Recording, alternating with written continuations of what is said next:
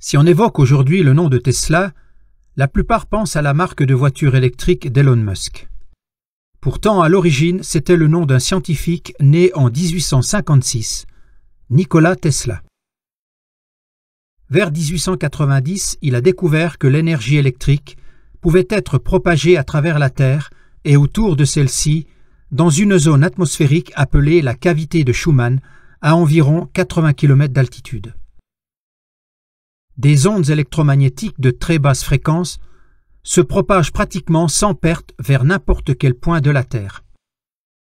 Son idée était que n'importe qui dans le monde pouvait y puiser à condition de s'équiper d'un dispositif récepteur accordé à la transmission d'énergie. Pour le prouver, il a allumé 200 lampes, 10 000 watts en tout, à 40 km de distance de la source d'électricité, sans fil conducteur. Il est mort en 1943, ruiné et dans l'indifférence. Floyd Sweet, quant à lui, était un spécialiste du magnétisme et l'inventeur du VTA, Vacuum Triode Amplifier. Tout comme d'autres inventeurs, il a dû subir des menaces, des vols de ses notes. Un jour, un homme l'a menacé de mort, lui disant qu'il ne voulait pas voir arriver le VTA sur le marché. Sweet a arrêté ses travaux et les harcèlements ont cessé. En 1930, à Chicago, un jeune homme a redécouvert l'énergie libre. Venu à Los Angeles pour faire sa démonstration dans un grand théâtre, il a été agressé et frappé à sa sortie et mis à mort.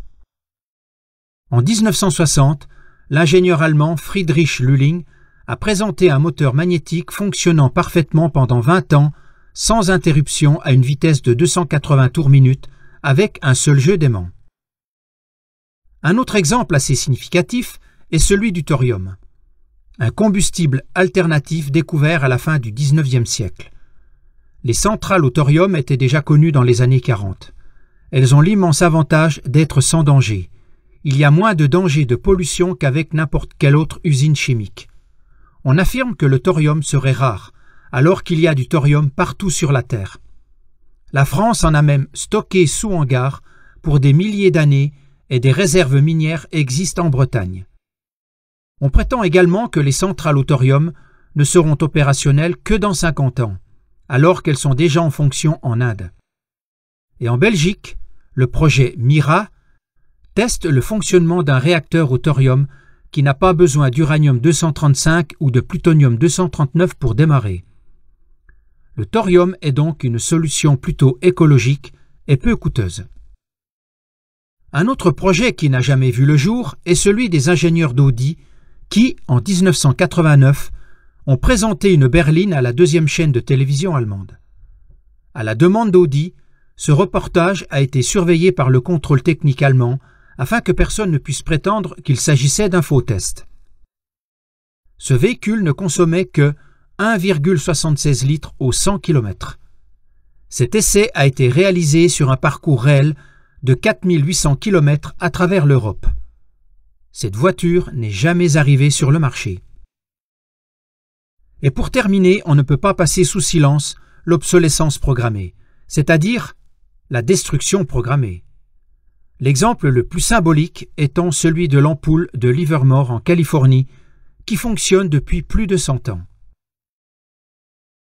Le constructeur automobile Ford avait également déjà inventé au début du siècle dernier une voiture quasi inusable. Mais un produit qui ne s'use pas est une tragédie pour les affaires, lisait-on en 1928 dans une revue spécialisée. Donc, peu à peu, on a contraint les ingénieurs à créer des produits qui s'usent plus vite.